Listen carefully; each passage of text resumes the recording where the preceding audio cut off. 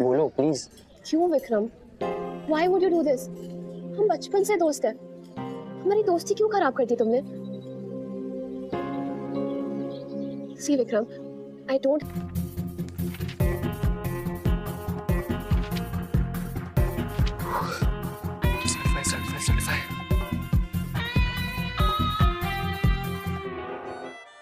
Soni Liv के show Pehla Pyaar less than 1% chance के episode 20 में क्या क्या होता है इस वीडियो में आपको देखने को मिलेगा। चलिए स्टार्ट करते हैं वीडियो। एपिसोड की शुरुआत स्कूल से होगी जहाँ पे नंदिनी विक्रम को समझाती है कि मतलब कि तुम केमिस्ट्री की ट्यूशन दोगे उससे मतलब मुरली को, लेकिन वो मना करता है कि मैं और उसे ट्यूशन नहीं। तो फिर वो कहते हैं तुम दोनों दोस्त नहीं हो, तो वो कहते दोस्त है लेकिन मैं ट्यूशन उसे नहीं पढ़ाऊंगा, लेकिन उससे काफ़ी समझाती है नंदिनी। और फिर कहती है कि वो निकल मानता नहीं है, फिर उसके ऊपर उसके हाथ पे रखती है। फिर वो कहता है कि मेरे लिए उसे पढ़ा दो, वो काफ़ी मतलब कि तैयारी कर रहा है और काफ़ी मेहनत कर रहा है। तो कहता है कि ठीक है सिर्फ तुम्हारे लिए। उसके बाद वो उससे थैंक यू कहती है। फिर विक्रम उसे कहता है कि मतलब कि शाम को तुम्हें वहाँ पे आना है कैफे में, तुम्हें कुछ कहना है। तो कहती कहो क्या बात है, लेकिन कहते नहीं वहाँ पे कुछ स्पेशल तुम्हें कहना है। कहता है ठीक है मैं आ जाऊंगी। उसके बाद विक्रम के घर का दिखाया जाता है जहाँ पे मुरली आता है उसके घर पे, उसकी मम्मी वहीं पे रहती है, लेकिन उसकी मम्मी उसे पहचानती नहीं है। मुरली कहता है मैं विक्रम का दोस्त हूँ। तो तभी वहाँ पे विक्रम आता है और फिर उसके वो मतलब कि उसकी मम्मी के वो पैर छूता है, लेकिन वो कहता है कि जीते रहो। उसके बाद वो जूते निकालता है, विक्रम कहता है कि ऐसे आ जाओ। फिर वो अंदर जाता है, उसके जो वीडियो गेम के जो कुछ सामान रहते हैं उसका कमरा देख के वो काफ़ी शौक हो जाता है, क्योंकि उसके पास ऐसा रूम नहीं रहता है।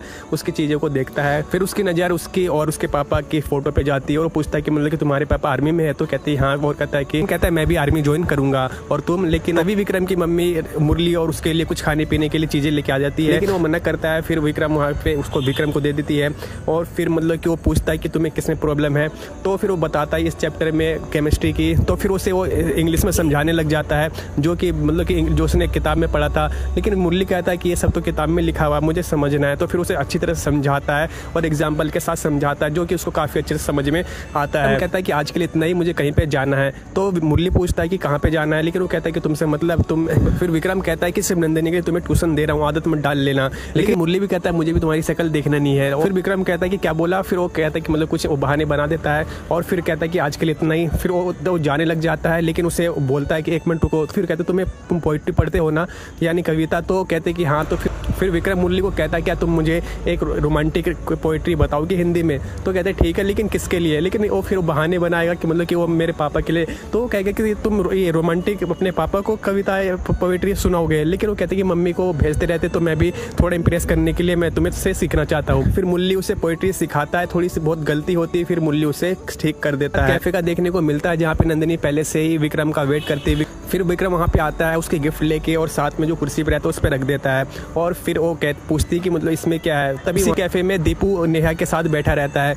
तो उसे थैंक यू कहता है दीपू कि नेहा तुम यहाँ पे आई। लेकिन फिर नेहा बताती है कि तुमने 10 बार बोला तब मैं यहाँ पे आई हूँ। फिर वहाँ पे वो वेटर आता है, फिर नेहा नाम बताती है, लेकिन दीपू को समझ में नहीं आता। फिर वो वेटर वो बुलाता है और फिर वेटर उसका ऑर्डर लेके वहाँ से चला जाता है। फिर नंदिनी बोलती है कि बोलो क्या बोलने के लिए तुम यहाँ पे मुझे बुलाए थे। फिर वो बोलता है बातों बातों में कि मुझे एक लड़की पसंद है। तो वो कहती है कि वाह, तो मतलब ये तो बड़ी अच्छी बात है, क्या उससे भी तुम्हें पसंद है। लेकिन वो कहता है विक्रम कि मैं उसे लाइक करता हूँ, लेकिन उसका भी मुझे पता नहीं है। फिर नंदिनी पूछती कौन है मुझे भी बताओ, मतलब कि तुम्हें तो हर कोई लड़की पसंद करेगी। तो वो कहती कि रियली। वो कहती कि हाँ। तो फिर वो कहती कि नाम बताओ कौन है, क्या मैं जानती हूँ। फिर उसे बॉक्स देता है फिर विक्रम कहता है कि तुम्हारा आंसर इस बॉक्स में है। फिर नंदिनी उस बॉक्स को खोलती है, उसमें एक मिरर निकलता है जो कि उसमें उसका चेहरा दिखता है। उससे पहले तो समझ में नहीं आता। फिर विक्रम कहता है कि मैं तुम्हें पसंद करता हूँ और उसे आई लव यू कहता है। दूसरी फिर दीपू की नज़र नंदिनी और विक्रम की तरफ जाती है। वो देखता है कि मतलब ये दोनों यहाँ पे। फिर विक्रम नंदिनी को बोलते हैं कि वो लड़की कोई और नहीं बल्कि तुम हो।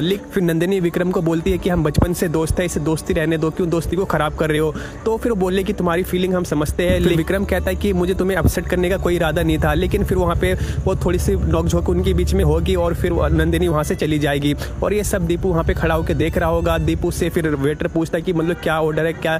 तो लेकिन वो कहता है कि रुको भाई तुम रुको। फिर नेहा भी उससे बोलती है कि मतलब कि ये आ चुका है ऑर्डर। तो लेकिन वो कहती है कि जाओ तुम यहाँ से। वो उसको ध्यान ही नहीं देता। उसके बाद नंदिनी वहाँ से चली जाती है और जो विक्रम रहता है वो काफ़ी उदास हो जाता है।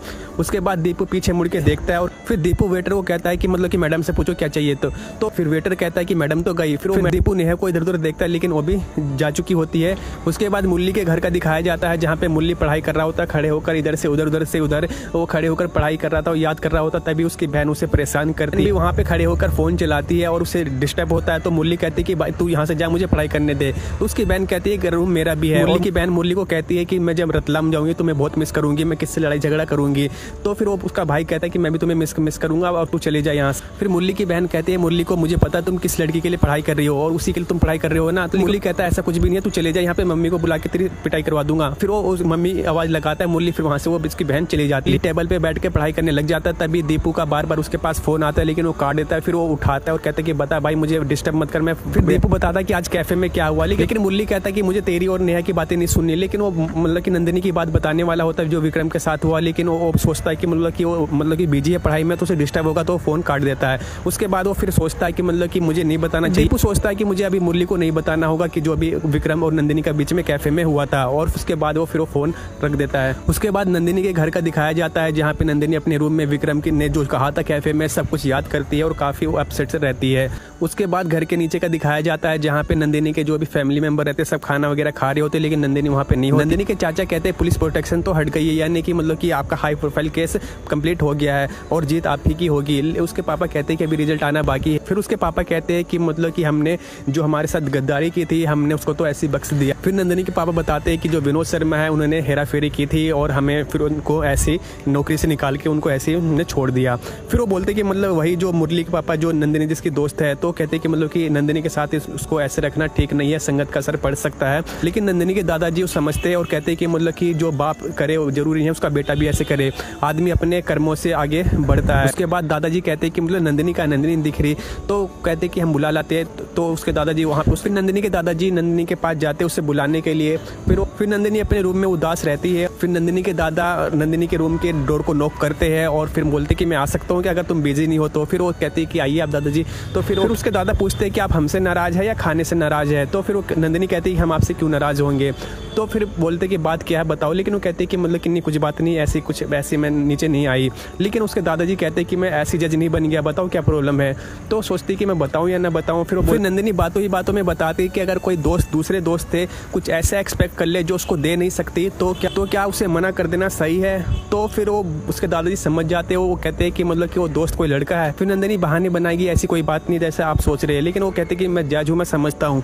फिर उसके दादाजी उसे समझाते हैं कि मतलब कि किसी की फीलिंग को मतलब कि ऐसे मना कर देना ठीक नहीं है, किसी को फीलिंग को ऐसे मतलब कि ठेस पहुंचाना ठीक नहीं है। फिर उसके दादाजी कहते हैं कि हमारी बिटिया बड़ी हो गई है, आगे आने वाले टाइम में हो सकता है कि तुम्हारा कोई दोस्त या कोई लड़का तुमसे बोले कि मैं तुझे पसंद करता हूँ, तो उसकी फीलिंग हो सकती है। बताना कि मैं तुमसे प्यार करता हूँ एक बहुत बड़ी हिम्मत उसके लिए जुटानी पड़ती है। तो किसी की फीलिंग को ठेस पहुंचाना ये अच्छी बात नहीं है, तो किसी से दोस्ती तोड़ दो ये अच्छी बात नहीं है, अपने दोस्त बनाए रखो। उसके बाद उसके दादाजी कहते हैं चलो नीचे तुम्हारा खाना इंतजार कर रहा है, खाने से कोई नाराजगी नहीं है। उसके बाद वो कहती है कि ठीक है मैं आती हूँ। फिर उसके दादाजी वहाँ से चले जाते हैं। बाद क्लासरूम का दिखाया जाता है जहाँ पे मुरली अपने दोस्त दीपू के साथ बैठा रहता है और मुरली काफी परेशान सा होता है, मतलब नर्वस सा होता है कि मतलब कि मॉक टेस्ट का रिजल्ट आने वाला होता है और फिर मतलब कि वो सोचता है कि 75 कम से कम आ जाए। फिर दीपू भी उससे थोड़ा हंसी मजाक करता है। तभी वहाँ पे फिर विक्रम आता है और विक्रम फिर आयुष के साथ बैठता है। आयुष बोलता है कि मतलब क्या हुआ कल कैफे में, हाँ तो बोली दी हुई नंदिनी ने, लेकिन वो कुछ नहीं बोलता क्योंकि उसका चेहरा गिरा हुआ रहता है, उदास सा होता है और आयुष समझ जाता है कि नंदिनी ने मना कर दिया। साथ में नंदिनी दूसरे बेंच से विक्रम को देख रही होती है। उसके बाद उनकी टीचर वहाँ पे आती है, सब उनको गुड मॉर्निंग कहते हैं और जो उन्होंने पेपर दिया था तो उनका आंसर शीट उनके पास रहता है, सभी को वो बांटती है। और फिर जो मुरली के पास उसका आंसर शीट आता है, मुरली काफ़ी मतलब कि नर्वस सा होता है। फिर मुरली अपने मार्क्स देखता है और मुरली को मार्क्स मिलता है 100 में से 49, यानी कि 49 नंबर उससे सिर्फ आए होते हैं, यानी कि 50 में एक कम। फिर वो अपने पापा के बारे में सोचने लग जाता है और फिर नंदिनी के बारे में। तो आपको क्या लगता है क्या मुरली टॉप कर पाएगा या नहीं, कमेंट बॉक्स में जरूर बताएं। और इस शो की हर एपिसोड पाने के लिए चैनल को सब्सक्राइब कीजिए, बेल आइकन को प्रेस कीजिए, वीडियो अच्छी लगी वीडियो को लाइक से जरूर करें। मिलेंगे नेक्स्ट एपिसोड में। Thanks for watching video.